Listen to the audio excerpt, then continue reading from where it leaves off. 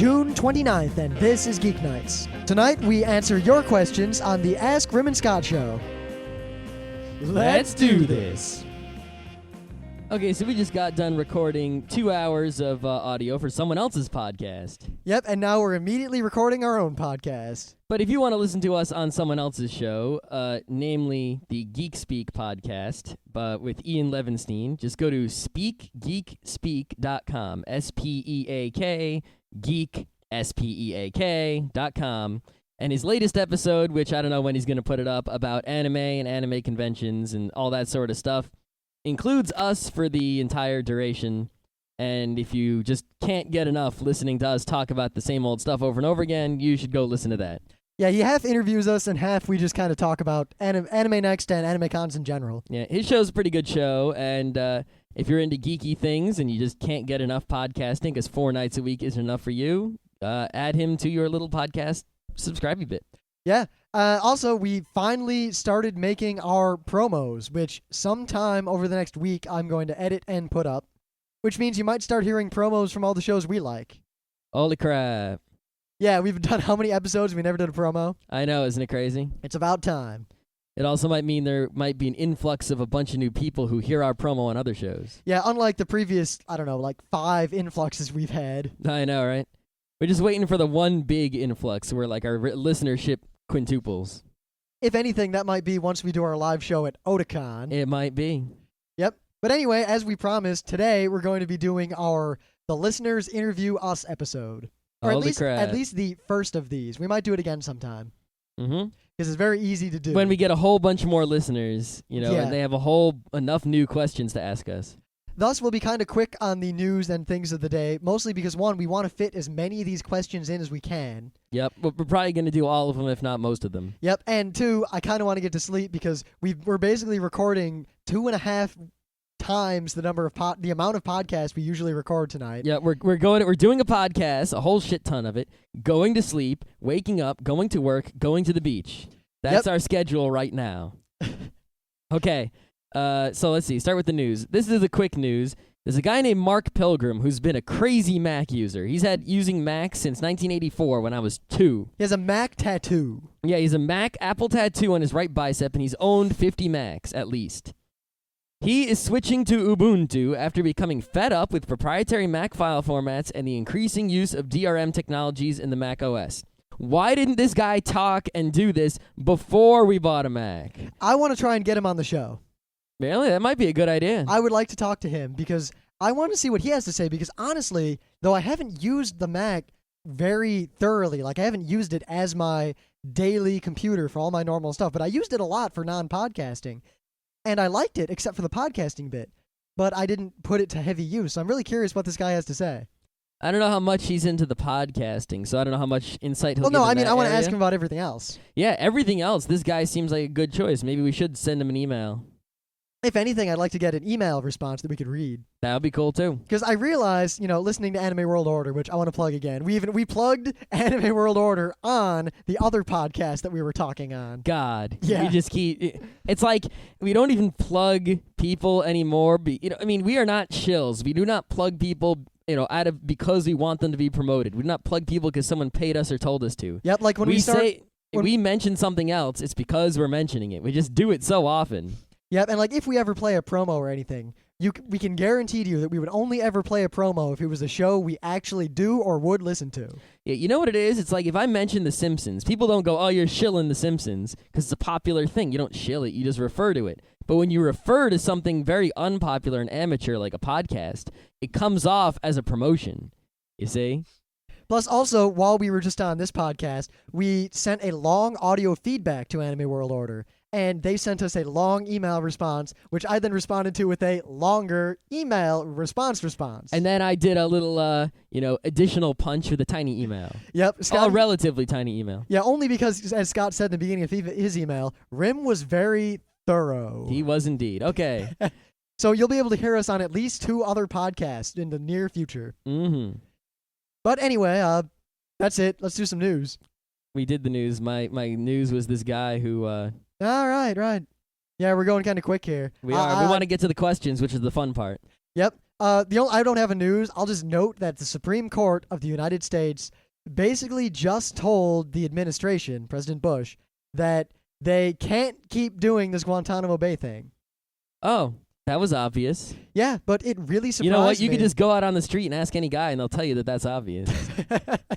What surprised me was the way the Supreme Court ruled on it, and also the fact that Roberts, who was appointed by Bush, and I really was leery of him and his leanings and how loyal he would be to the administration versus how loyal he would be to his judicial ethics.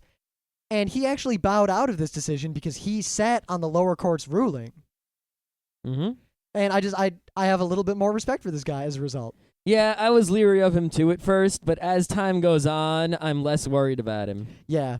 But it remains to be seen still. I'm more leery of Scalito. Yes, but, what do you want?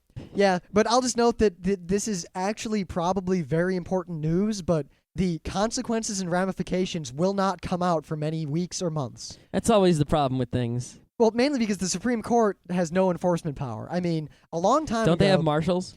They have federal marshals, but it doesn't quite work the way you might think it would work. I mean, for anyone who isn't really familiar with American history, there was a point where Andrew Jackson, who... I honestly have a very low opinion of this man, though I have a high opinion of the fact that... I have a high opinion of his testicles, yes. But I have a low opinion of his ideas. Yeah, it's like he was really good at doing things, but the things he did were bad. Yeah, it's like someone who's, knows how to get the job done and has the balls to just do the job, but at the same time, the job he tries to do is stupid. Well, to make a long story short, he wanted to wipe out the Native Americans in an area. And he wanted to do something with, this national bank business. All sorts of bad stuff. Well, it was real bad. Bad stuff, or at least things that weren't really so constitutional. Yeah. And the Supreme Court and John Marshall, the head of the Supreme Court, said... The best Supreme Court justice ever. He said, no, you can't do that. It is unconstitutional. The Supreme Court ruled, I think, almost unanimously. And Andrew Jackson said the famous words... John Marshall has made his decision. Let's see him enforce it. Yep, and the only way he can do that is with U.S. Marshals. Of course, back then, he couldn't, so Jackson just marched the army out and killed all the Indians. Yep. It was a dark day in American history. Very dark. And now he's on the $20 bill, Andrew Jackson. Yeah, funny how that works. Abraham Lincoln's on money. He was kind of a cock. Thomas Jefferson got dicked with the $2 bill. Yeah, Thomas Jefferson is on no money. What the hell? Ben Franklin's okay. Yeah, he's on the 100. That's cool enough. He's on the big bill. Yep. Of course, then we got Grant. What did Grant ever do? I don't know. Didn't they have $50 bills before Grant? Who was on it then? I don't know. They should take Grant off and put on Teddy Roosevelt. Yeah, Teddy Roosevelt's the man. Yeah. No, he should be on something weird like the $3.80 bill. No, he should be on the 50. I'm telling you, the 50 just sings Teddy to me. All right.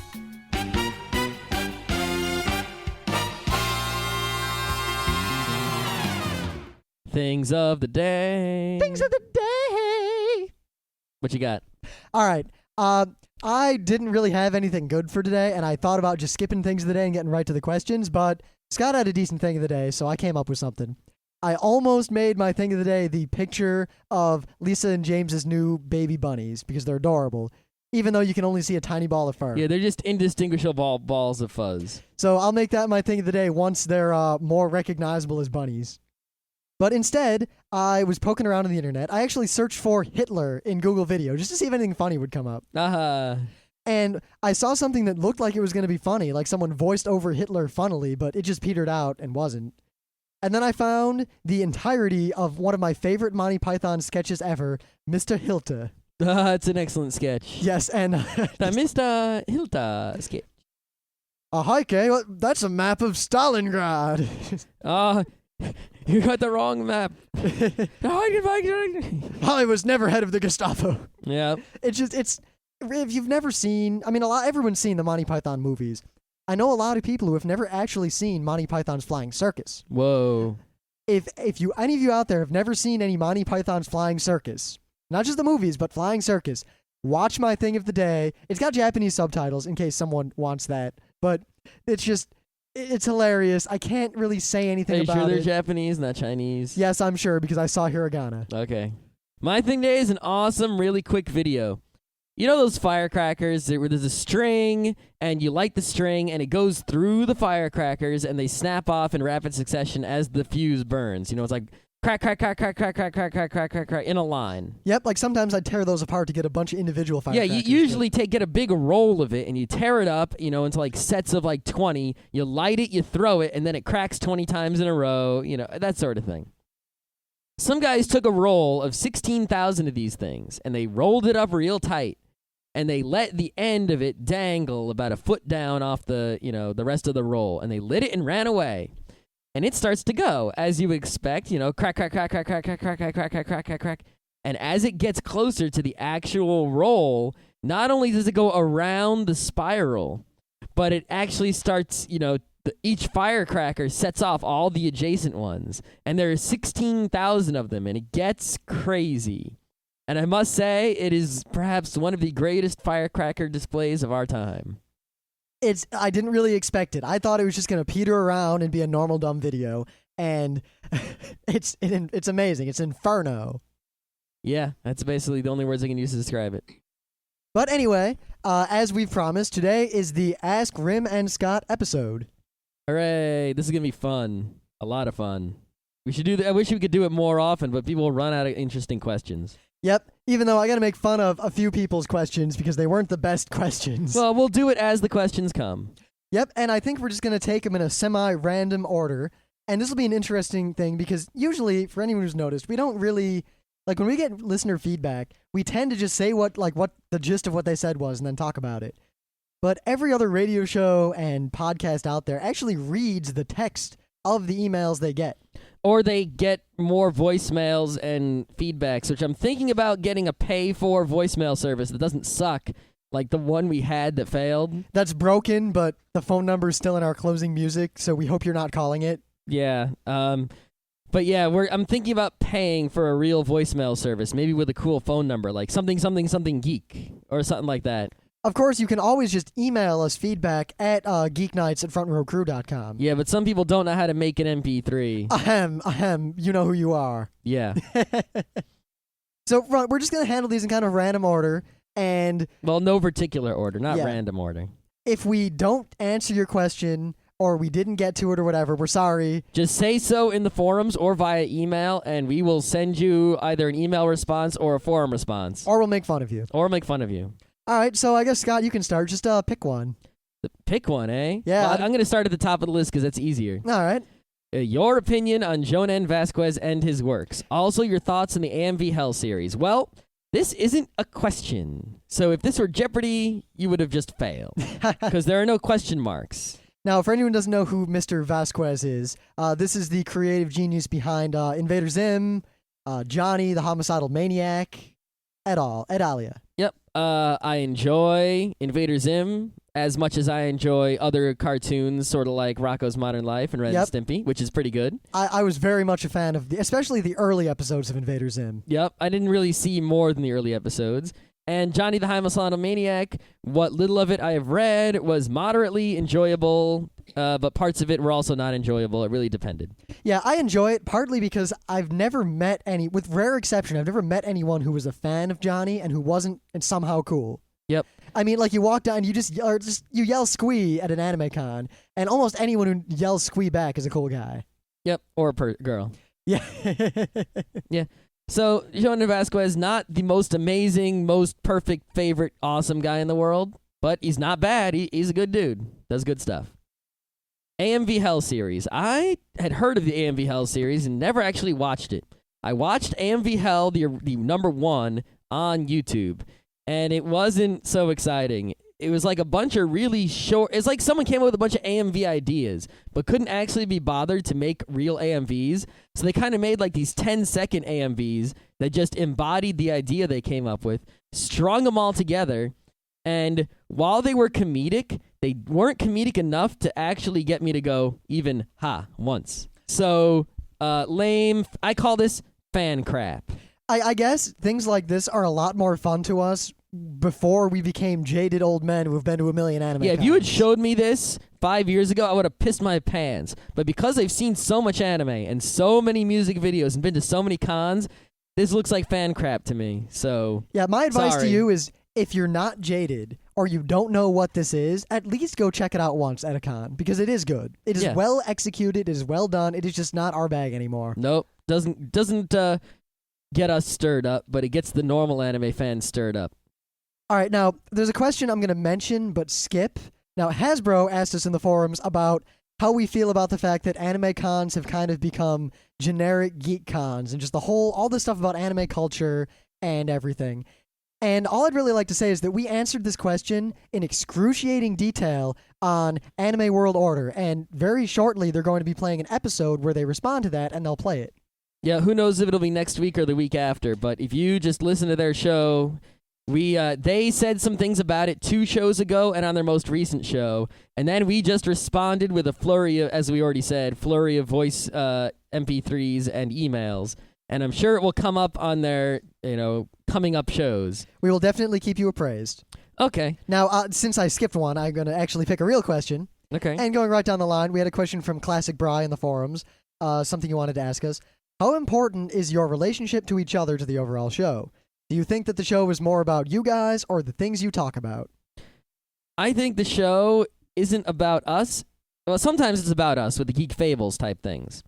And sometimes it is about the things we talk about because we're doing lame stuff. But what the show I think is really about is our perspective on the things we talk about. It's us plus the things equals the show. I mean, I guess honestly, I really think we could have done we could have done a podcast about just about any topic in the world, and it would have been generally the same quality, unless it was a topic we didn't know anything about. It would be the same flavor. Yeah, you'd get the same, us yelling at each other and the same jokes, and most people who listen, they get the informative stuff and they like our opinions, but most people seem to listen because they think we're funny. Yeah, we don't intentionally try to make jokes, and actually, I was in the laundromat and Letterman was on last night, and it was really painful to watch that. I mean, there's a laugh track and an applause track, and it's so scripted and written, and he's trying to be funny, and it's not funny at all, at least not to me. And meanwhile, the two of us, when we would hang out, I mean, the reason we do Geek Nights, the reason we wanted to do this was that back at RIT, we had our group of friends, the Front Row Crew, and we were cool, but as we started meeting new people and they'd come over and visit, Scott and I would be yelling at each other, or me, Scott, Alex, and Pete and Katsu would be yelling at each other, or just doing what we do normally. And these people who didn't know us or who had just met us would just sit there laughing hysterically and just basically providing a laugh track to us. Yeah, it really only worked if they were geeky people, though. Non-geeky people didn't get it. They would just be like, what the hell are you talking about? But geeky people would just laugh. Yeah, apparently our natural way of talking and way of living is hilarious to other geeks. Therefore, Geek Nights. Yep, and in terms of how important is our relationship to each other, we can talk about this from a bunch of the questions, but we're very good friends. I mean, the Front Row Crew as a whole, all of us, myself, Scott, Alex, Katsu, Pete, I don't want to list everyone, but you're all out there. We really all consider each other blood family. Yeah. We are very close. Well, not blood family, the non-blood family. Well, we consider each other family, but I say that many of us consider it as thick and as important as blood family. The world is filial. Yes. Yes. And as a result, I mean, if we weren't friends, we couldn't do this. But at the same time, Scott and I argue a lot.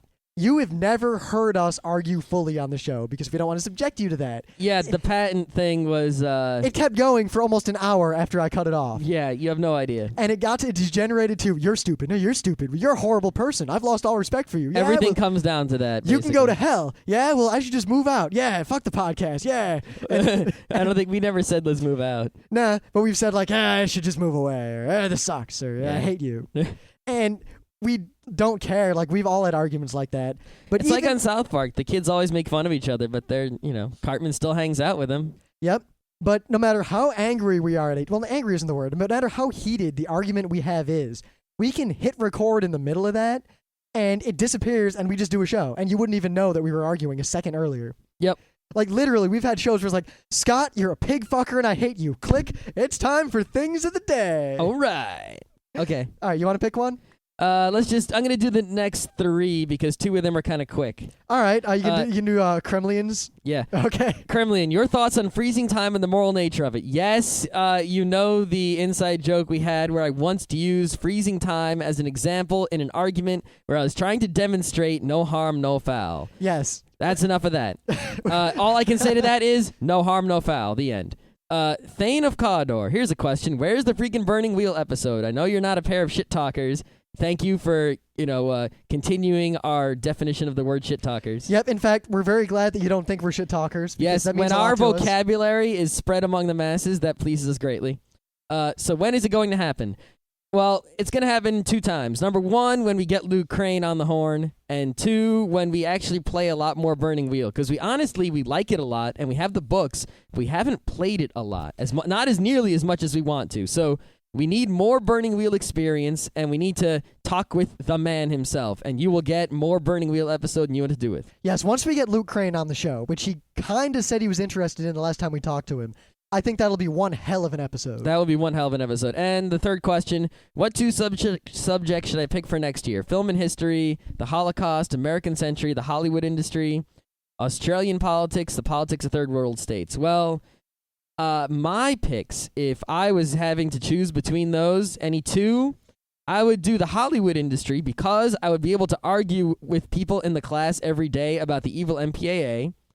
And maybe I would also pick...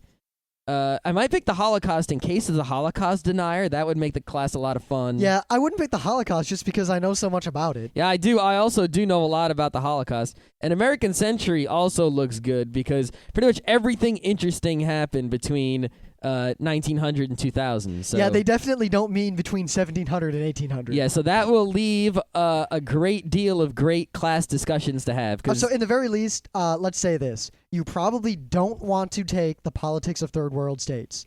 The politics of third world states are horrible and tedious, and you'll lose a lot of the respect you have for fellow man. Yep.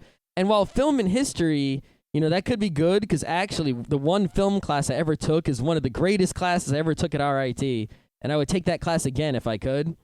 Film and history, I don't know how exciting that one sounds. I took fine art, film art, so whatever. Yeah, it's really hard to say. Do what you like. Personally, I'd look for something completely different from all of these. I assume you have to pick something from this list. Yeah, so there you go. Okay, your turn. All right, I'm going to skip a bit because I want to get the good questions now, or at least one really good question, and I think this one's great. Colin asked us again in the forums, you've been graduated from college and been in the real world for a while now. What have you had to learn during this time that you wish someone would have told you when you were younger? I think your younger listeners would greatly benefit from this topic. And we actually talked about this a bit on Geek Speak just a little while ago. The main thing is that I have to say that these aren't things that I wish someone had told me because I already figured these things out. I went through college knowing that my grades didn't matter. I went through high school knowing that nothing I did mattered. Yeah, I didn't go through middle school knowing that the things didn't matter. Yeah, me either. If I went back to tell myself something, by late high school I had it figured out. So it would have to be me telling my early high school self or my middle or elementary school self something. And mostly it would be grades don't matter. Here's how to get ladies. Don't bother going to the prom. Just go to a party somewhere else. Anime conventions exist. I could have been going to them a lot earlier. Yep. Here's how to get anime. All that sort of stuff that I just, get me into geekery sooner. Get myself to play Settlers of Catan sooner, to play German board games sooner, to see anime sooner. That's the kind of stuff that I would do. But thus, we'll just make this more of a, what advice would we give to younger people out there now? And very quickly, 1, your grades in middle school and high school to a great degree mean absolutely nothing. Unless you want to go to Harvard or MIT or CMU, you do not need great grades. You are much better off taking AP classes, which will save you money in college, or once you graduate high school, going off and just trying to make it somewhere and don't even bother with college. Yeah, I am becoming more and more a fan of, Penn Jillette. I think, at first I thought he was crazy when he said no college.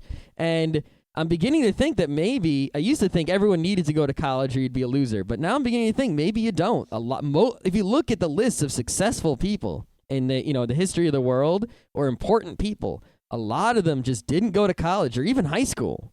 So you really got to think about what you want to do with your life and if college is something that's right for you and something you want to spend 4 or more years of your life doing. Yep. I mean, you can get a lot out of college. We're not saying that you shouldn't go. I mean, going to college has made our lives wonderful, mainly because the college we went to and the people we met have pretty much sealed our fate for the rest of our lives. I mean, We have the front row crew. We're big in the anime culture. We have all these things going for us because of the people we met and the things we did in college. And college is an experience that really can't be paralleled in terms of just the lifestyle and the living and the fun.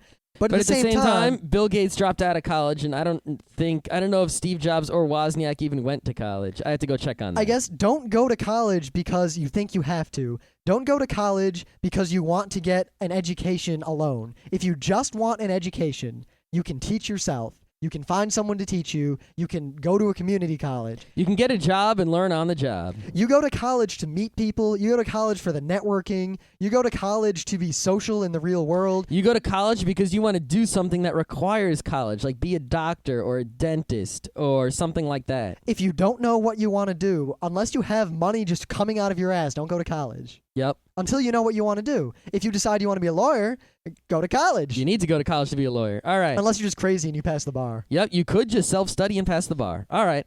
What are your favorite board games at each player number? Your favorite light, medium, and heavy games. All right, player numbers. What do you say, 2-player? 2-player, there's really no good 2-player game. I haven't found a game that's excellent 2-player. Like, there are some good 2-player games and some bad ones. I haven't found a game that's like an amazing 2-player game I love to play. I guess the only ones I can really pick would be Lost Cities is kind of good, and San Juan played 2-player is okay. I enjoy Attica. And Stratego. I enjoy Attica 2-player. I like Stratego 2-player. I really liked St. Petersburg 2-player until we solved it. We solved the game, and also we discovered the game is broken. Yep, 3 players, Puerto Rico. Hands down, Puerto Rico is probably, in my eyes, the most perfect board game ever constructed. Yep. I can't think of any game that's even come close to the Citizen Kane of board games. Yes. Not my favorite game anymore, but especially the 3-player version of Puerto Rico is just this perfect game. Yeah, most people seem to like the 4 and 5, but I think it's because we played the 3-player so much that we really like that more. Yeah. 4-player, Tigris and Euphrates. Hands down, Tigris and Euphrates is just an amazing game. Yep, 4-player. 5-player? 5-player. I would say Amon-Re, but that's just because I haven't played Kalis enough, I think. Yeah, but see, the thing is, I would say Kalis more for the 6-player. Yeah.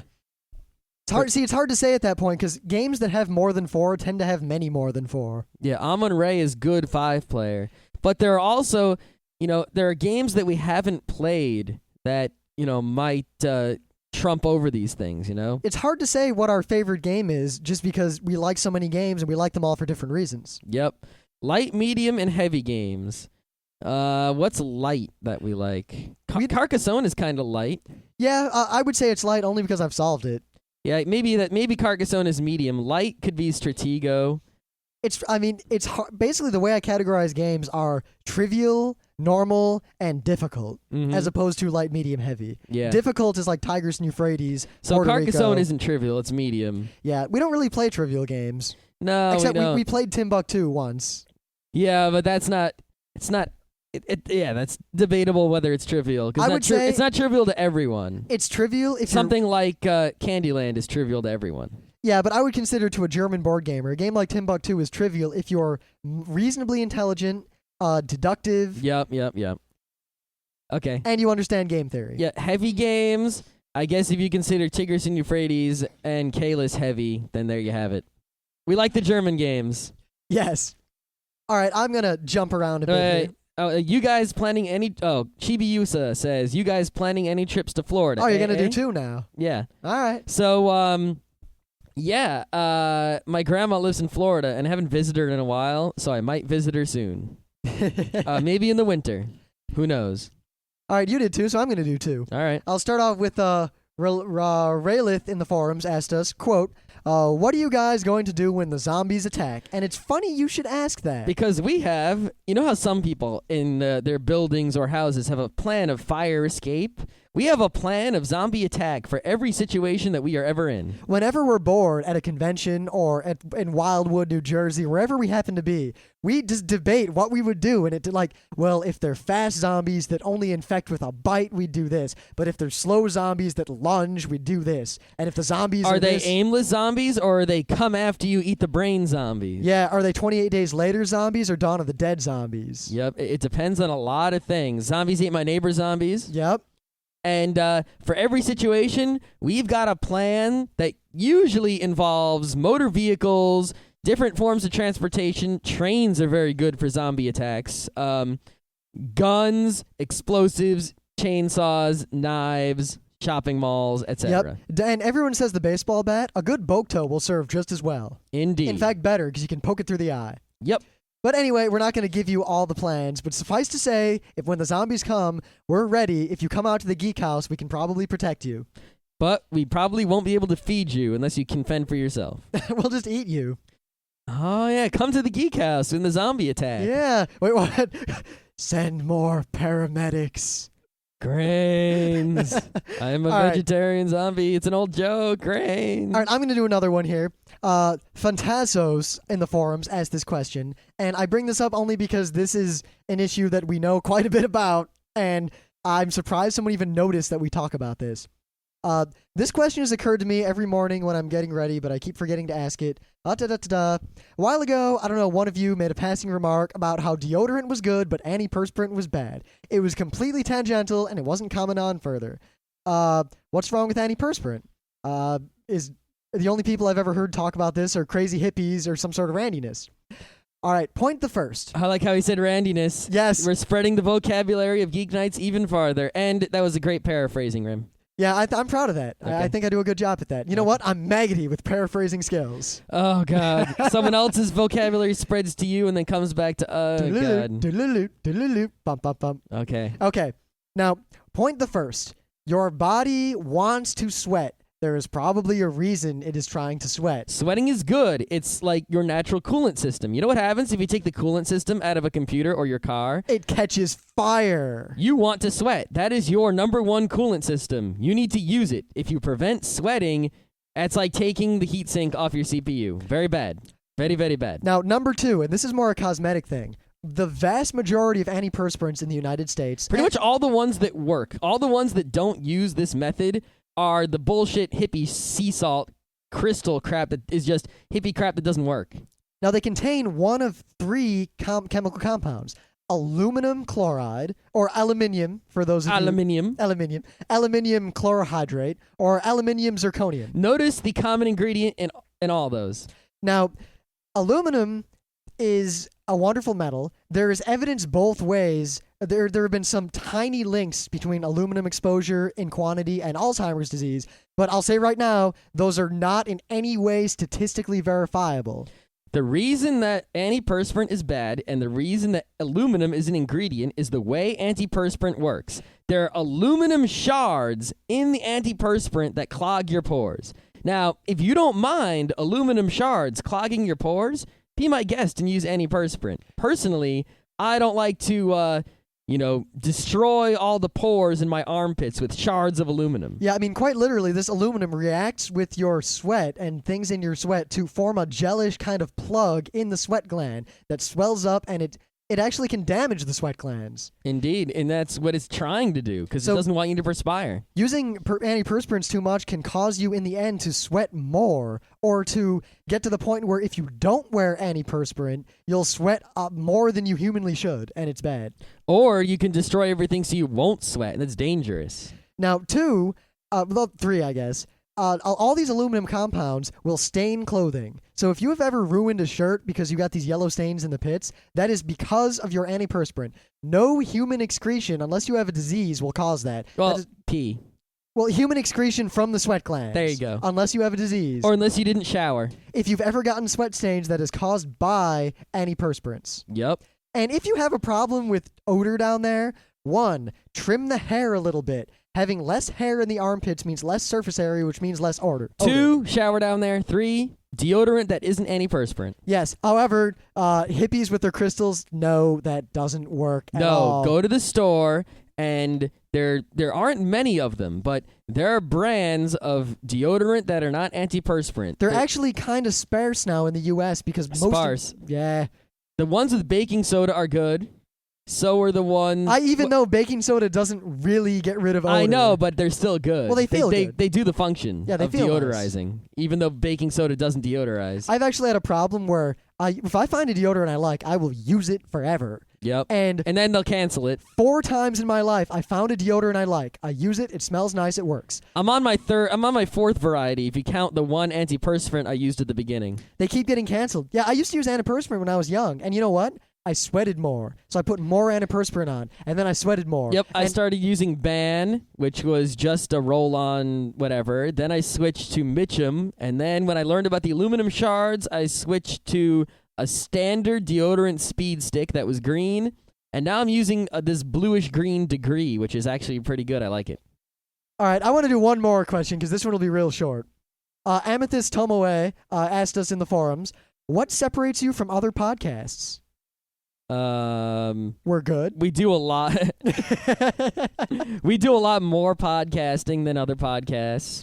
Not to sound, I guess, conceited, but I think we run a much more professional shop.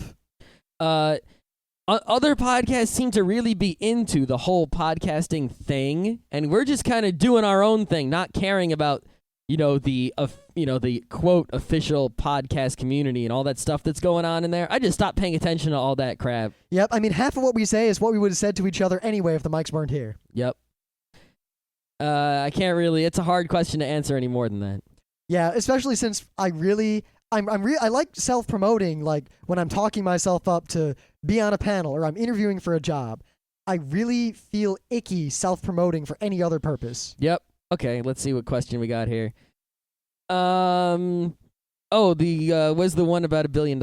It's right under that one. Is it? Yeah, Bald Matrix. Let me find. I think I lost it. All right, I'll read it. Oh, what would you guys do if you had $1 billion? Scott can answer this first. I know exactly what I would do if I had $1 billion. I would buy exactly one thing that costs $1 billion. That one thing is the Cablevision Corporation in New York City. If you buy the Cablevision Corporation, here is what you get. Are you ready for this list of things you get? Number 1, you get Optimum Online, Optimum Voice, Optimum TV. That's going to make you a lot of money. And think of the bandwidth, baby. Oh, yeah. Number 2, you get Madison Square Garden, the most famous sporting arena in the world. Number 3, you get the New York Knicks. Number 4, you get the New York Rangers. It's 2 sports teams, baby. And the best my favorite hockey team. Not the best. They did okay this season. Not that great. They got to the playoffs and then they went poop. But that's not the point. The point is, the Cablevision Corporation is worth about $1 billion the last time I checked. I remember there was some newspaper thing about it years ago. It could be worth more than $1 billion now, but I don't care. It's not the point. If I owned Cablevision, not only would the profits coming in from such an ownership be able to buy anything else I would need, but just about anything that I could think to buy, I could get, and I would also own an arena where I could have awesome conventions.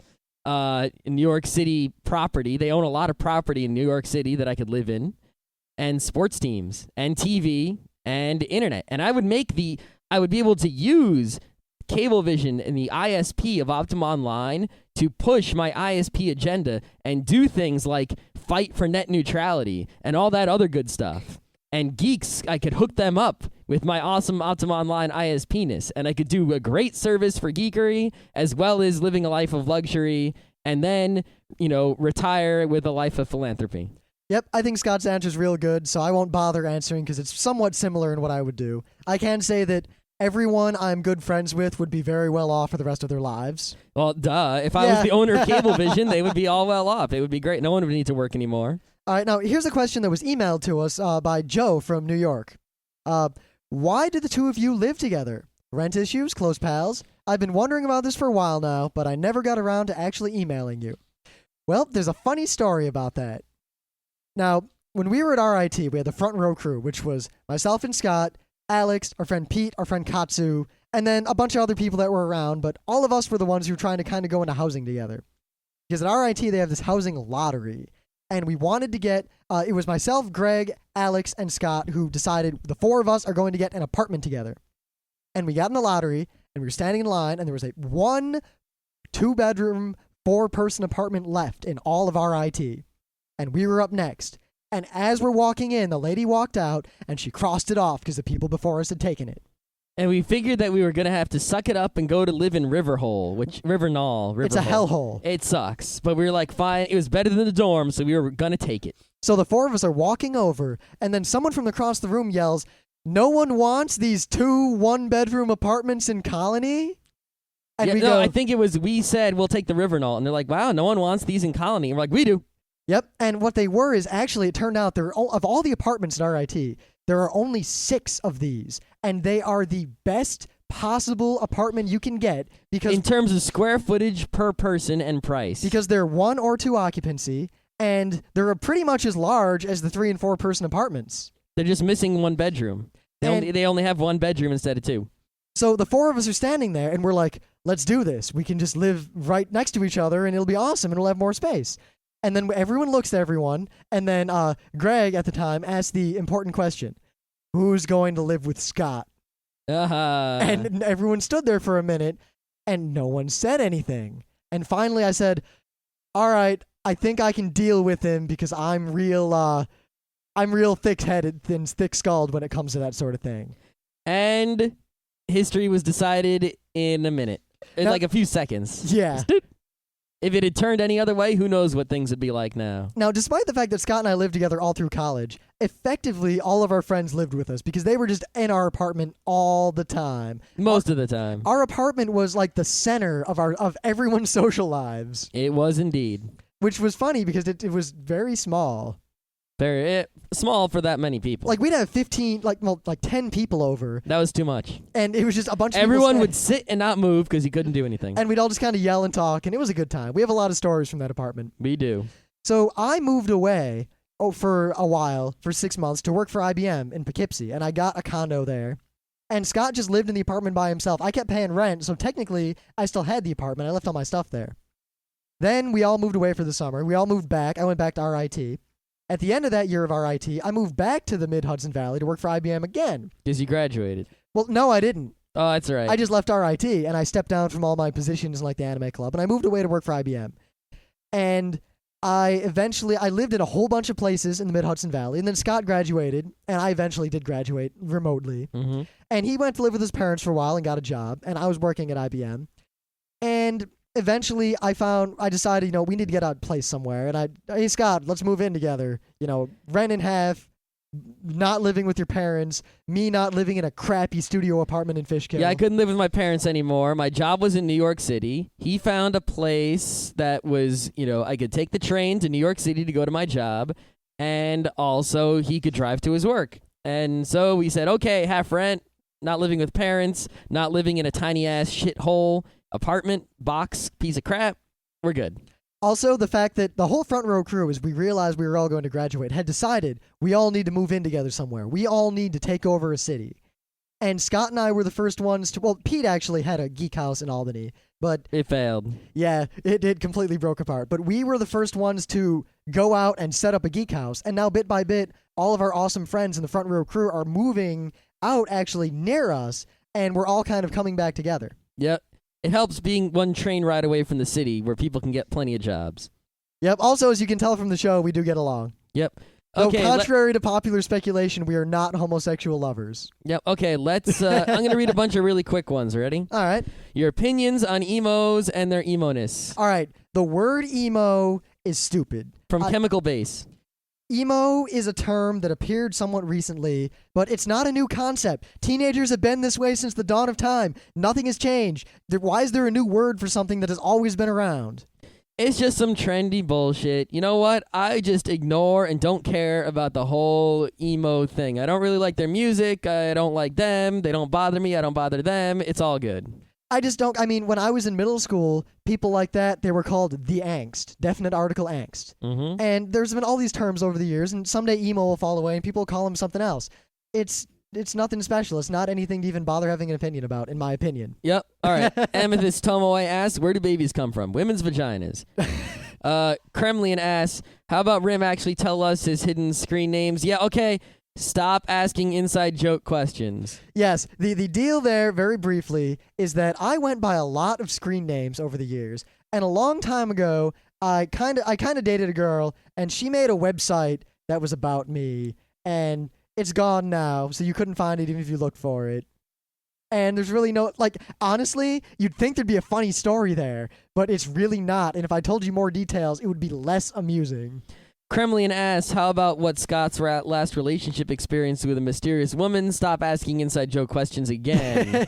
Granted, that's a funny story. The thing about that story is the truth is pretty tame and unfunny. Except for when I got you. Yes, but the story around it that isn't true is much more interesting. Yes. And that'll wait for Geek Fable. Yes, suffice to say, Scott may or may not have dated and or slept with an international terrorist. I didn't, but the story is that I did, so it's a much better story than a reality. Though, going back to Kremlin's question, I'll tell you this. My first handle, the first name I ever used on the great white internet I had like Prodigy, was Origins. Mm-hmm. Because I was sitting there and I was thinking, I need a handle. I'm about to go onto the internet for the first time ever. I was really excited. I was really young. And I looked around the room and we had this huge book on evolution. This giant book on like evolution and evolutionary theory. And it was called Origins something, something, something, something, something. So I made that my handle and I used that for many years. My first one was Taser, which I stole from an old DOS game where you couldn't type a name. You had to pick one of the pre-made names, and I always picked Taser because it let you be the green guy. So my AOL name was Taser31460, and then eventually... Why 31460? That was the number it gave me. It's AOL, back in the dial-up days. And then I played a mod on AOL called Gemstone 3, and I got the name I use now. No one else uses it. It's my name, haha. Aprici? Yeah, however you want. It has no official pronunciation. Arbach asks, what size boobs do you like? Only the female variety, thanks. I like my boobs. Okay. I think they're only nice. the female variety, thanks. So Rim admits he's a female. I like, the size. The gigantic boobs really are just kind of I don't like them so much, But at the same time, the ultra flatness is also kind of no good, I mean, I do like boobs, I think the best boobs for me are the ones that are they're spherical. Now, I know they're not naturally spherical, that there's a bra that makes them look spherical, but when there's like two perfect softballs with a tight shirt, that's good. I like that. Now, to me, I like the aesthetic of like the 1920s flapper body type. I like small, kind of close to the chest, like very pert breasts. I like that. I like the whole frapper body type. Flapper. I can't really, flapper. Yeah. I was thinking about frapper maps, but I can't say any more without embarrassing either Emily or people I know, so I'm just going to leave it at that. Ninja Ned asks, as a recent high school graduate, I was wondering what you think is the best way to prepare for college. You already talked about deciding if college is even right for you, but if you have decided college is right for you and you want to prepare, first you should figure out, you should make sure you got your shit down. Know how to register for classes. Know your way around the school. Meet people at the school. Join clubs at the school. Make sure you don't forget any things. You bring your mini fridge and all your college stuff. Make sure you call your roommate a few times before you go to college if they assigned you a dorm roommate. More importantly, because all the material stuff you'll figure out, I am fairly certain that once you get to college and meet real people and normal people, you're going to lose touch with almost everyone you knew in high school. And you should. Yes. There are rare exceptions where you will still be good friends with someone from your high school once you get to college. Don't try to cling to high school. The people who try to cling to their hometown tend to have a lot of trouble with college. Yep. All right, I'm going to go with one now. Now, Baltimore Matrix has a question. Well, a bunch of questions in a row, and we'll just hit them all. These are kind of random. 1. Which superpower would you take? The ability to fly or the ability to turn invisible? And then he has a note with all the, provisos about whether... you can't fly into space, your clothes turn invisible with you, that sort of thing. Yep. I would take the ability to fly. I've been fascinated with flight my whole life. I'd love nothing more than to have some sort of genetic thing where they can inject me and I'd have giant feathered wings. But that's just me. I would, if only I had flying and invisibility, I would take invisibility. But if I had my choice, I would take teleportation. Well, because the flying, for me, I could get the flying experience by skydiving. The flying really is about the transportation. And flying isn't really any better than walking or running or driving Yes, or it is. airplanes. One, you know how quickly I could get to my work? That's true, but at the same time, teleportation is really what I would want. But invisibility versus the slightly faster transportation of flying, invisibility has all kinds of great uses. Sneaking into places, sneaking out of places, stealing shit. Yeah. All right, Bender. Yeah. See, I guess if it was the choice between these two, while I could do more with invisibility, I choose flying just because I've been fascinated with it my whole life. I just couldn't imagine the feeling of just like jumping off of an embankment and flying away. We'll just go skydiving then. Yeah, actually, I plan to sometime in the future. And There you go. I've been bungee jumping, and it's amazing. But just flight, I think, is neat. Now, if I had the choice of any super ability, I would want the ability to cast spells and be some sort of mage. Oh, that's so cheating. What? Because then you could teleport and fly and turn invisible. Fine, then the ability to transform my body, because then I could turn into a snake to hide, but I could also grow myself wings and fly. What? All right. if I'm picking superpowers, I can pick superpowers. Fine. All right. And this question I think is interesting. If you never went into computers, what course of study would you have taken? I personally I really considered going into music instead of into computing. And it was really the money and the fact that RIT had a good internet connection that swayed me. Yep.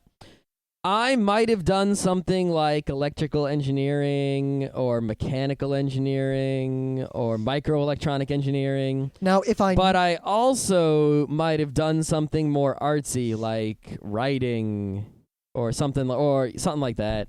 If I knew then what I know now, I might have tried to go into radio. If I knew then what I knew now and I could somehow have still had the RIT experience, but yet gotten my education elsewhere, I would have taken that scholarship to Oxford and I would have gotten a law degree. It does really matter, and this relates to his last question. If I knew early enough, I would be a race car driver. Yeah, because if you would have told me when I was in like elementary school that there were go-karts I could drive and that's how to become a race car driver, I would be probably racing F1 right now or be close to it. Yep, I mean, to me, the college I went to mattered more than the degree I got. So Yep. I went into computing because that was the degree that RIT offered that was good. Yeah, I pretty much was going to do computer science no matter where I went, but everywhere offered computer science, even the state school. So it was just, a matter of picking the college, and RIT was the one. Yep, I didn't even decide on IT until I got to RIT. Yeah, I wasn't sure if I was going to do IT or CS 100% as soon as I realized there were alternatives to CS. I was deciding between IT and computer engineering, Yep. which I'm glad I didn't go into. Yeah. Though, actually, I'm considering now getting a law degree, and I've been looking at a lot of online or night classes, and in the years to come, I may become a lawyer in some fashion. Yeah, while I wouldn't want to be a lawyer, Well, I kind of would want to be a judge. I want to be a lawyer as a leaping stone into politics and into all sorts of industries that I currently don't have access. Yeah, being a judge or a detective would have been cool. 3, this question's kind of meh, but if money was no object, what car would you purchase? Well, And that all depends.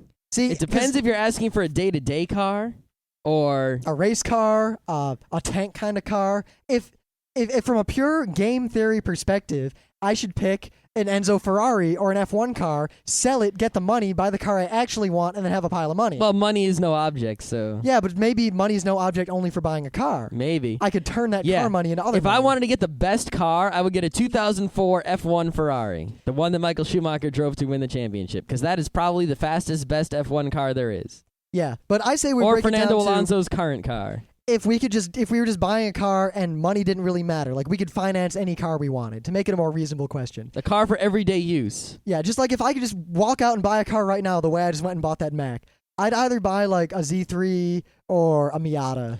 I would either get a Nissan Skyline GTR or I would get a Ferrari, the current one, the 355, the one that's out now, Spider, because it's Yeah. just too cool. I would Yeah, just get- GTR, man, because you don't see GTRs on the road. They're not street legal in the U.S., but goddamn. Yep, I just like really little zoomy cars. 4, how much wood can a woodchuck chuck? It can chuck less than Chuck Norris can chuck. Yep, my alternate answer is that's a stupid question and you're a stupid person for asking it. 5, rally or F1 and why? Well, it's not really a matter of or, it's a matter of which one right now. I like them both for their own merits. I like F1 more now because it's more accessible to me and it's easier to watch and I enjoy watching it a lot. Yep. Rally is more about driver skill and crazy downhill racing, but the technical stuff in Rally isn't that interesting. F1, I'm really interested in the technical side of it, so it really grabs my interest, and also the driver personalities and all that sort of thing. If Rally was more accessible, I would watch that too, but it really isn't, and I don't really have time to watch another racing sport, so yeah. All right, now Thay had asked, and I think this is a very good question, quoting, "I submit to you that real life is just like a very complex German board game. Clearly, both Rim and Scott are outstanding gamers. Therefore, those gaming skills should transfer to real life, enabling them to acquire much power and wealth in the real-life game." So the question, and it's the one that plagues Mensa members everywhere. It doesn't plague Mensa members everywhere. Mensa members, I have my opinions on Mensa, but that's a whole other thing. That's another one, fuck that. Why aren't Rim and Scott rich and powerful in real life? Okay, let's start by saying, okay, you might be able to say that life is a German board game. But there's a problem. In a German board game, everyone starts on equal footing and has the same opportunities with minimal randomness. A better way to phrase the question would be, life can be viewed from the perspective of game theory. Yes, but the thing is that life as a game isn't as even as a German board game. Everyone starts out on different footing. Some people might start out as the president's son. Some people start out homeless in the ghetto. So there you go. We started out in suburban America, which is sort of middle of the road. Secondly, there's a lot of randomness in life. Shit just happens. I mean, I could just go down to a casino, bet my everything I own on black on the casino, and possibly double my wealth on a roulette wheel.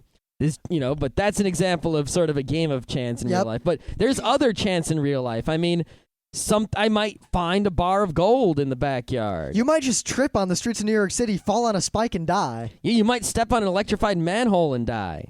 It's like, imagine if you're playing a board game and there's a deck of cards and everyone draws the cards, and some cards say you win, some cards say you lose. They say all kinds of things. It doesn't really matter how good you are at games if there's that much randomness as there is in the real world. Now, 3, game theory has been plagued by this problem for as long as it's existed. And the problem is that game theory, in general, the equations assume that everyone involved is acting to a common goal, to a similar utility. But in the real world, people have very different utility. Utility is what you want out of the game. Some people want to be happy. Some people want money. Some people want power. Some people want sex. Some people want to just take drugs and die. There's so many different things people want that everyone's playing a different game.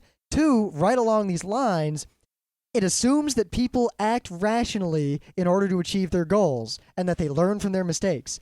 And the problem with this is that, not to disparage humankind, but sociology has showed empirically that as a herd, humans act against their own best interests and will often act contrary to their own goals for no reason at all. Yeah, a lot of people just don't know what they want, and people who do know what they want often don't know how to get it, or do know how to get it and fail to do what they know they got to do out of laziness or who knows what. So it's really hard, especially because there's some German board games where you can affect other players, and there's some when you can't. In life, anyone can pretty much affect anyone in almost any way, depending on how well they're currently doing at the game. It's a game of Tigris and Euphrates where everyone has a million catastrophes. Yeah, so it's really hard to win at a game because there are a lot of things I know I could do to get ahead right now, but I also know that if I did those things, people would throw catastrophes at me, and I'd be worse off than when I started. Now, also, here's our second half of the answer, which is this is probably what you actually wanted to hear, because we went on about game theory and all that. Life is a game where let's consider a game like Carcassonne or Timbuktu. If you could play the game optimally, meaning no matter what's going on, you're playing the best game you can play with the pieces you've got.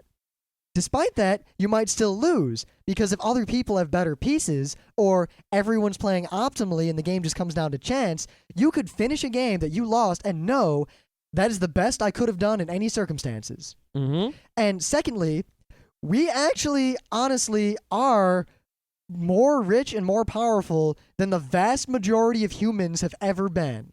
That is true. That is not a conceited statement. The vast majority of humanity throughout all of history and today has lived in utter squalor and filth compared to what we do. We have a podcast that people listen to. We have a 6-figure income. We live in a wonderful free country for the most part. We have luxuries that are unheard of to most humans who have ever existed. Think about this. I can send a message and to publish it to everyone in the world.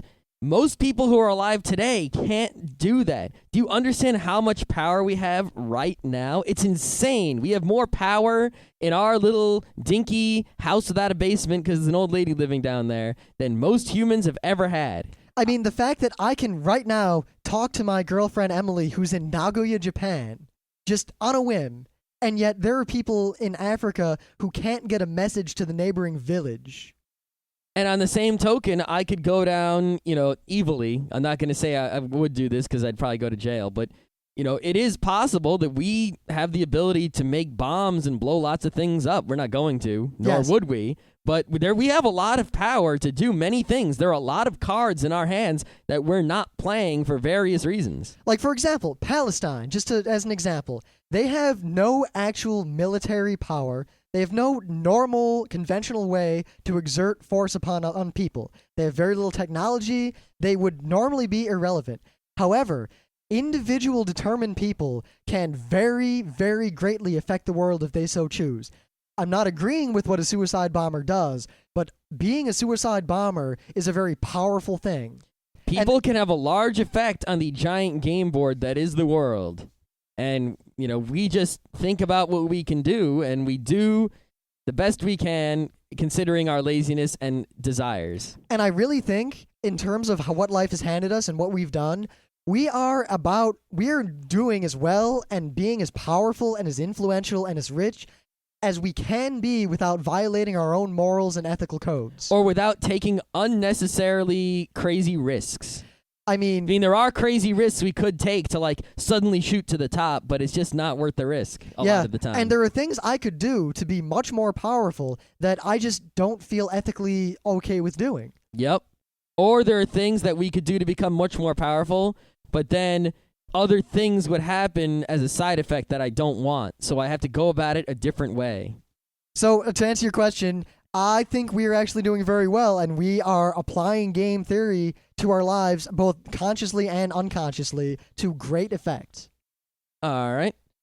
What Isan Linji says, what aren't you guys good at? There must be something. All right, neither one of us can draw for a shit. I can draw stick figures. I can't even do that. I tried to learn to draw once with this little how to draw manga book, and I kind of stopped pretty quickly because I was terrible. Yeah, neither one of us can sing at all. No, can't sing. I mean, I can almost kind of sing one Bob Seger song because he only uses 3 notes, and even then it's pretty piss poor. I can't really roller skate. Rim can, but I'm kind of terrible at roller skate, ice skate, rollerblade. I haven't rollerbladed recently just because there's no real good sidewalks around here, but I was a super avid rollerblader. I can't roller skate at all, but I can rollerblade like you wouldn't believe. And I can't really do any sort of skating or blading. Yeah, though if you want to learn. Yeah, I probably could. I've never skied, so I don't know how I'm good at it, but I probably won't ski. You should. Skiing's really fun. No, it's super dangerous. I'll teach you. It's really not hard. It's not that dangerous. I think I'm going to stay away from the super dangerous. It's not dangerous. Yeah, it is. It's only dangerous if you do the crazy skiing that I never really did to any great extent. Yeah, it's not worth it. What else aren't we good at? You played the guitar a little bit, but you're not very musical. No, I played guitar in 5th grade, and then I played the clarinet in 6th, 7th, 8th, and 9th grade, and I haven't played music since. I can read music. If you gave me a music book and an instrument, and within a day I could be back to, average, but I'm not super musical. But I'd say I'm better than most people when it comes to music. This will sound weird, and please let me finish before you yell at me. I'm not good at lying. Now, what I mean by that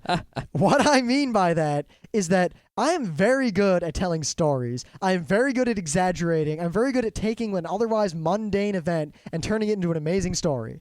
However, which Scott says is lying. However, what I cannot do at all, and it bothers me because I'd want to, and I think I have good ideas sometimes, but I just can't pull it off, is I can't come up with a story from nothing.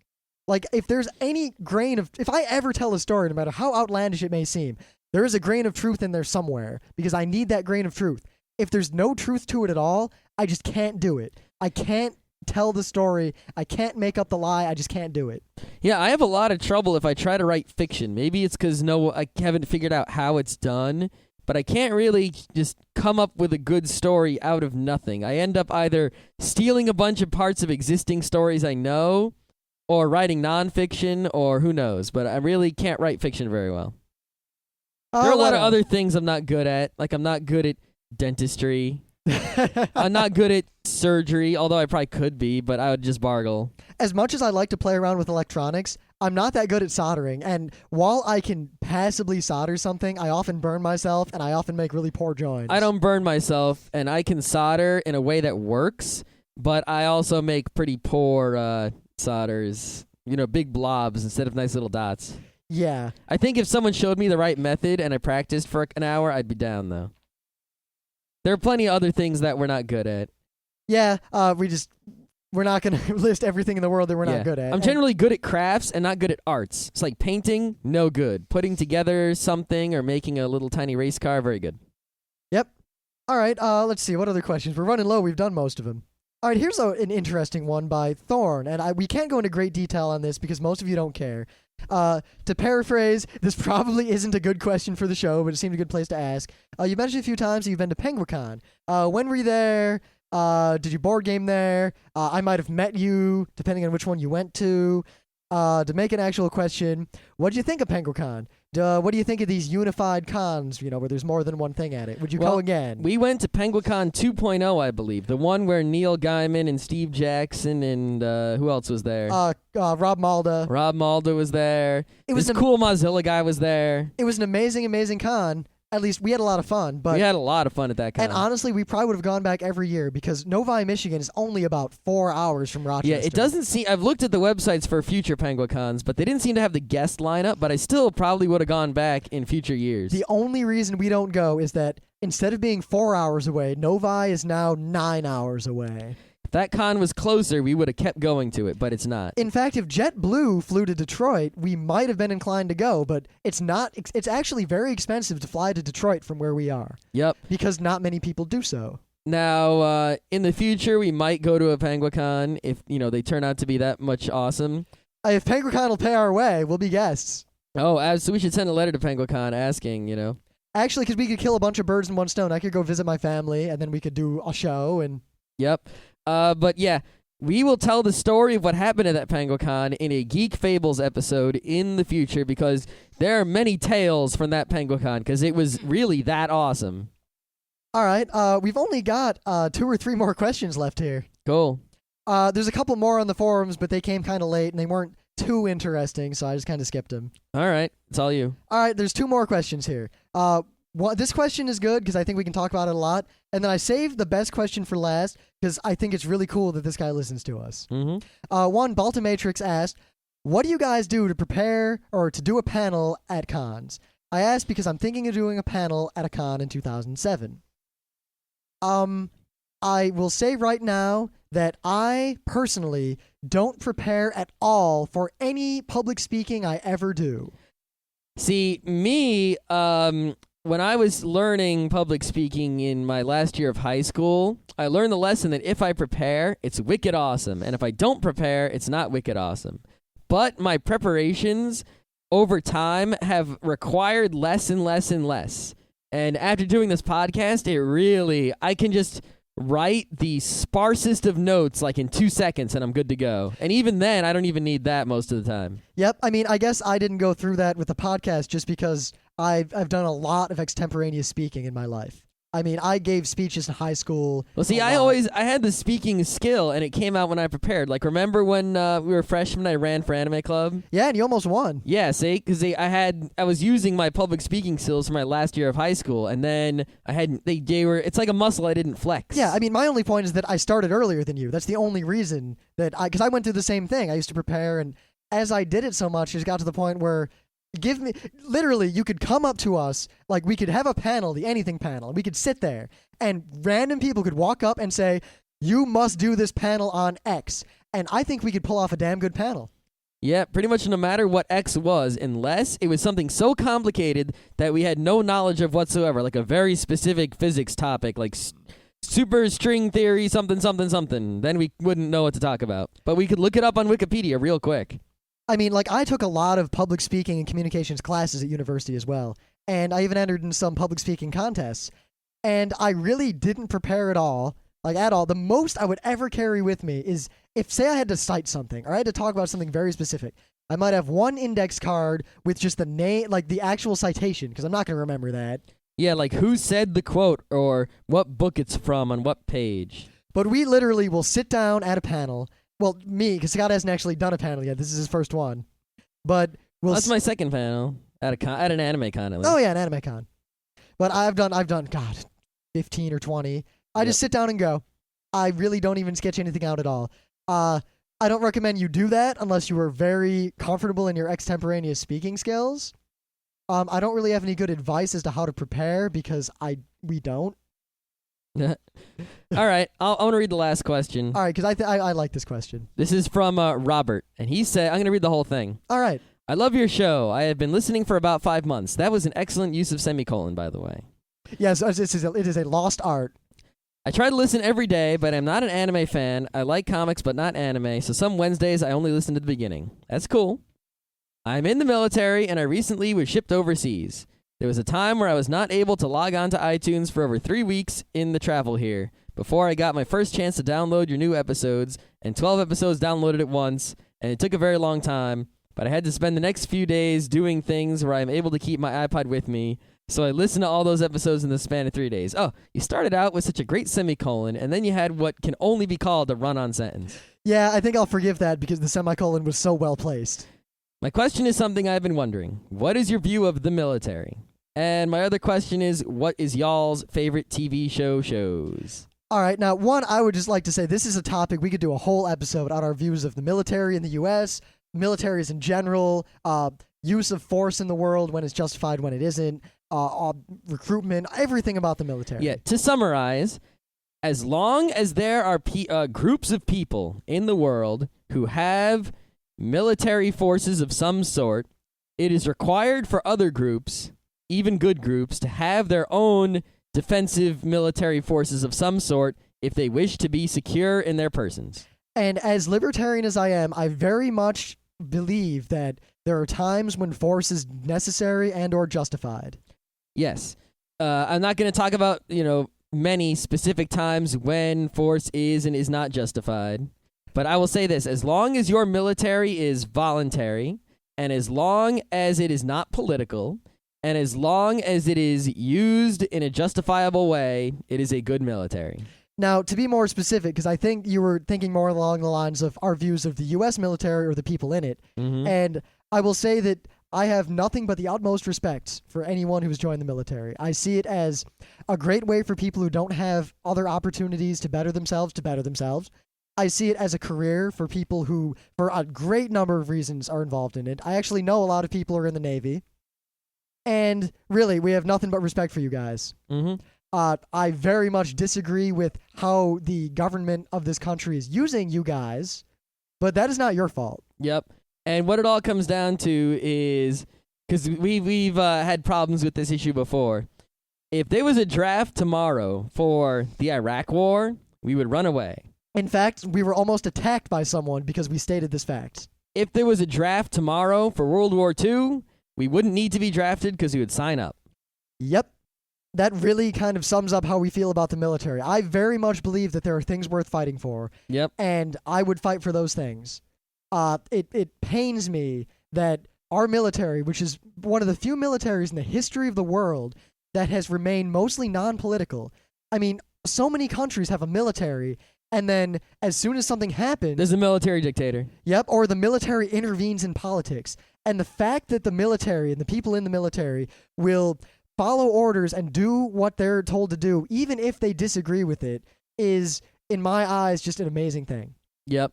Even though sometimes I say to myself, dang, if those military people just, didn't do the things they knew were wrong. I mean, there is a line that a military can cross. You violate some Geneva Conventions or anything like that, There is a line at which a military shouldn't just do whatever it's told.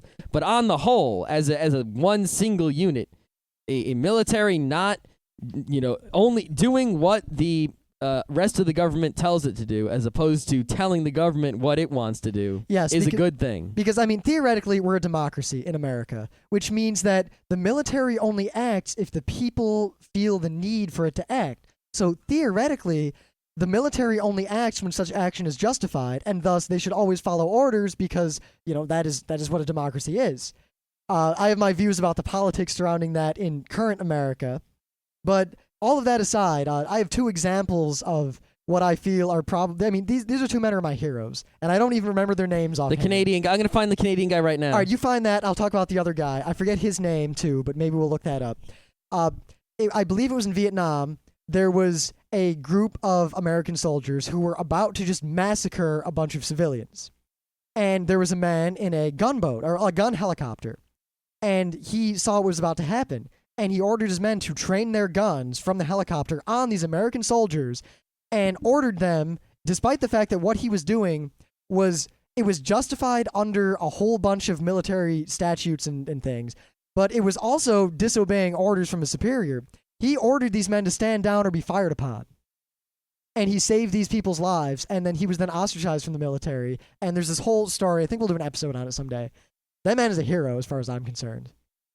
And there's also the case of Rwanda, where the UN general who was there, Scott's looking up his name, defied the orders of the UN. The UN told him to leave, to take his troops and leave Rwanda and leave these people to die. And he refused the order, and he was threatened. And as a result, him and his men sabotaged their own equipment so that they would be forced to stay in Rwanda and protect everyone they could. The guy's name is Lieutenant General Romeo Alain Diare. I think it's French. I can't pronounce that properly. He's actually a Canadian senator now, and he is a living hero. Yes, and I don't know. I mean, we really got on a bunch of tangents with that, but yes, we very much respect the military and what it does. I'm very glad that it exists. I'm very glad that it fights for us. I wish it would be used in a more responsible way by the people who have the power to do so. Yes, my ideal military would act only defensively. Like, it would be walking around the streets in the United States. It would be on the coast of the United States. And if anyone tried to get in and screw with us, then they would go into action. And they wouldn't be in other countries screwing around unless there was evil there to root out, such as Rwanda, Darfur, etc., etc. Yes. I very much am a proponent of peacekeeping missions. I just wish they would actually be engaged properly, as in send enough troops and actually do what needs to be done to prevent people from fighting so that you can help people. Yep. I mean, so many times UN peacekeepers are sent somewhere and they're given such terrible orders, like you are not, or such terrible parameters of conflict, or what's the terms of engagement? Like, yes, protect these people, but you're not allowed to fire your guns, or just. It's laughable. Yep. And one last thing, I read the Wikipedia about this guy, the hero general from Canada. Dallaire, Dallaire, I don't know, is widely known for having served as a force commander of UNAMIR, the ill-fated United Nations peacekeeping force for Rwanda between 93 and 94, and been trying to stop a war of genocide that was being waged by Hutu extremists against Tutsis and Hutu moderates. Guy, single-handedly, with a very small force, tried to stop a genocide. That's what a military is for. Yep, and the fact that being in a military like that puts you in a position, puts people, normal humans. I mean, people in the military aren't any different from us, except that a lot of them are younger, in fact. And trained in the military ways. Yeah, but I mean, we could have joined the military. We could have been forced to join the military by economic or whatever situations. Yep. But I mean, they're people just like us, and yet you're in a position to do such good. Mm-hmm. And also such bad. Yep, and I just have faith that the military of this country will, in the end, be used only for good. Hopefully. Yeah, hopefully. Mm-hmm. I also have the feeling that if our military was ever used in such an egregious way, I mean, the Iraq War is terrible, but if things got bad enough, I would not only hope for, but expect that members of the military would do the same things that Mr. Rwanda or the person from Vietnam did. Yep. Because I really just, like, say all hell broke loose and the U.S. government tried to deploy the military against U.S. citizens. Like, say there was chaos in the country, anarchy, or an armed revolution. I couldn't imagine or fathom American soldiers firing on American citizens. Nope. And I just don't think that could ever happen because I have that much faith in our military. And if they did start firing on us, I don't know whose side I'd be on. It would depend on the revolution. Yeah. So... yeah. Yeah, and we asked, what is y'all's favorite TV shows? All right, that's real easy. Futurama, Family Guy, Simpsons, Firefly. Seinfeld. Yeah, Seinfeld. I don't like Firefly, but I like does. Firefly. We're not going to talk about anime, just TV shows. Yep. I think the thing is that people have to know is that we don't watch television. However, there are TV shows we like. South Park. Yeah, we'll watch them on DVD because I just can't stand the advertising. Yes. We have a television in our house. There are video game systems and now a Mac Mini plugged into that television. However, we do not get any channels via broadcast or cable. We do not pay for that, and we don't get any channels at all. We don't watch live television. All the television we watch is either downloaded off the internet or DVDs, etc. Oh, we watch F1 races. Yeah, and we would watch hockey games. Yeah. And there's that show on ESPN, pardon the interruption, that I would watch, but now I just get an audio version of it on podcast for free, so I don't. Yeah, I would watch The Daily Show if I could just for free. I would watch The Daily Show, maybe The Colbert Report. You can't be a bear. What else would we watch? That's pretty much it. Well, like Battlestar Galactica, I'd probably be watching. Most of what I miss from television is live sports. That's pretty much it. And there aren't that many live sports I would watch. Pretty much just hockey and racing. I would like to be watching new South Parks because I actually have a lot of respect for Trey Parker and what's the other guy's name? Matt Stone. And I like the show. The show has really changed for anyone who watched the first few seasons and said, "Oh, this is just kids swearing," and gave it up. I think it's a very intelligent show. Yep. Okay. Any more questions? Actually, there's one more. I didn't print it because it came late, but it was Amethyst Tomoe again, who asked why we hate advertising so much. Now, we'll try to be brief because the episode's been long. Very briefly, one, advertising itself is okay because people advertise things, that you get the word out. The problem I have is that advertising has become a business model in and of itself, whereby people will give out content for free, attach ads to it, and somehow think that this is a viable economic model. And I really don't think that it in any way can continue within the next decade. Mm-hmm. I have a lot of reasons for that I wouldn't really like to get into in detail here because it would take a while. Yeah. Really, just the main problem I have with advertising is that it's so, most of it at least, is not well-intentioned. You know what I mean? There's nothing wrong with saying, you know, even though I feel bad even doing what I would consider legitimate advertising, you know, saying I have a podcast, please listen to it. But you know, when you go out there and you make, you know, you word things in a way in which you know that the average person will think you said this, but technically you only said that, and you're not actually lying, so you can't be caught with false advertising, but really you're lying to get people to spend money on something, and instead of letting your product speak for itself, it's all about marketing and brand rather than physical goods and services. And just the intrusiveness of ads. I mean, advertisers do horrible things on the internet. And I'll say right now, I never, ever, ever see ads on the internet. I block them all. Yep. And I've talked to people we've known who believe that what I am doing is theft. And I say to them, even if I saw the ad, I would at best ignore it. And at worst, would note the product and vow never to buy it. So in fact, you're getting helped by me blocking your ads. Case in point, the X10 camera. It's actually a really cool thing. It was it was a cool thing. Yeah, it was like now it's Logitech outdated. Makes webcams. You don't need an X10. But when it came out, it was this really cool piece of technology.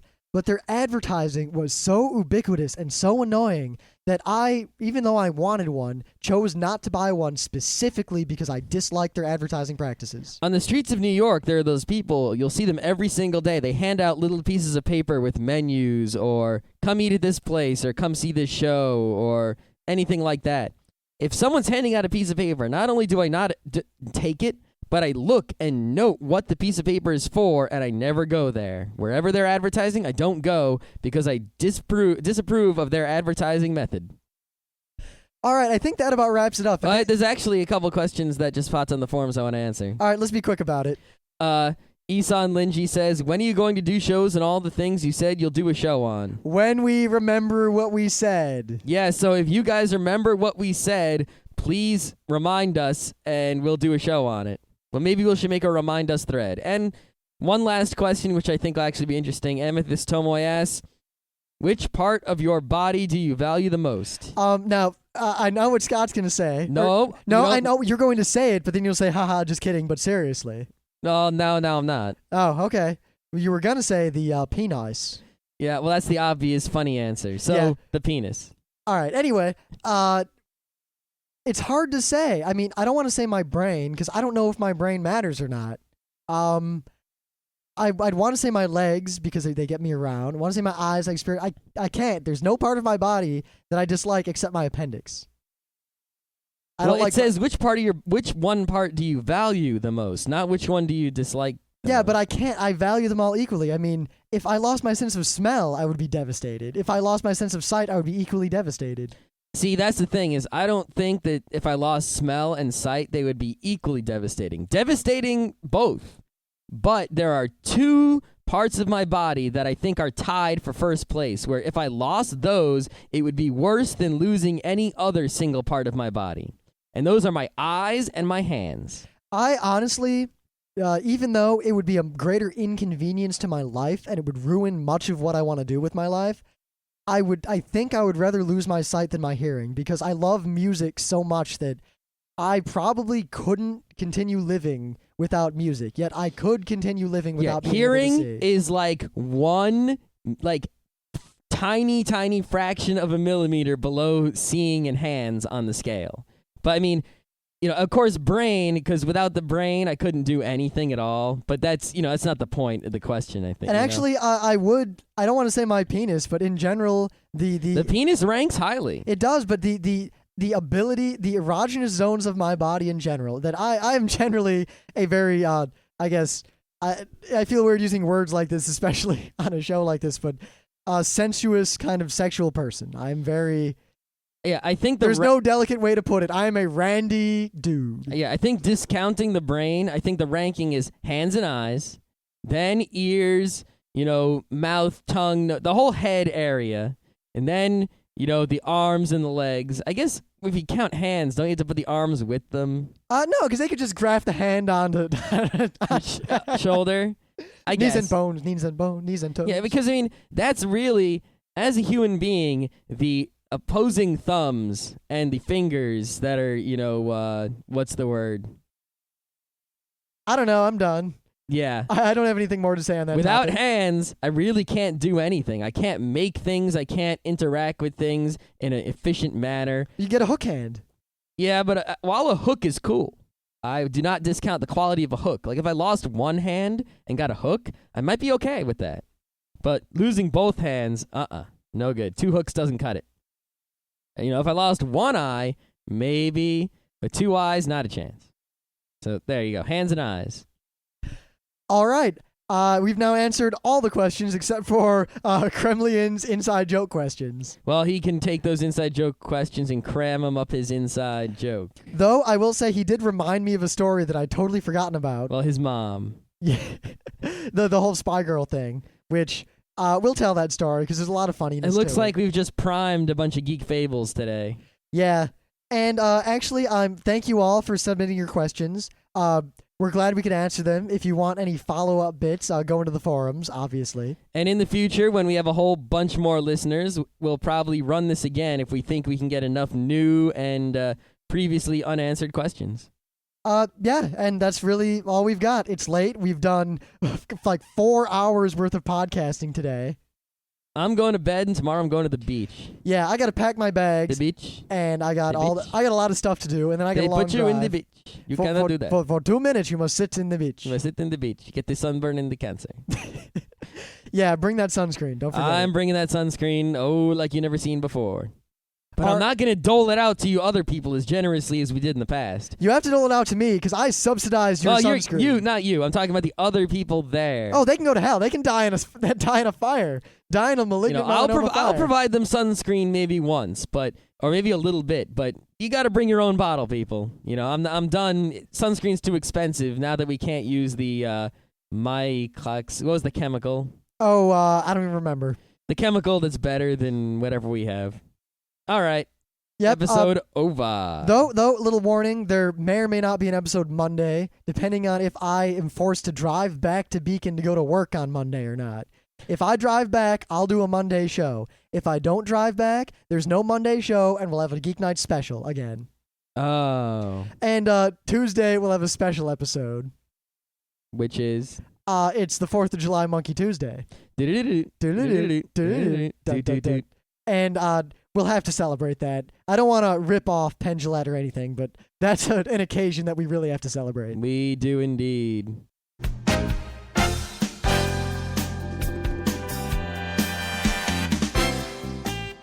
And that was Geek Nights with Rim and Scott. Special thanks to DJ Pretzel for our opening theme. Be sure to visit our website at www.frontrowcrew.com.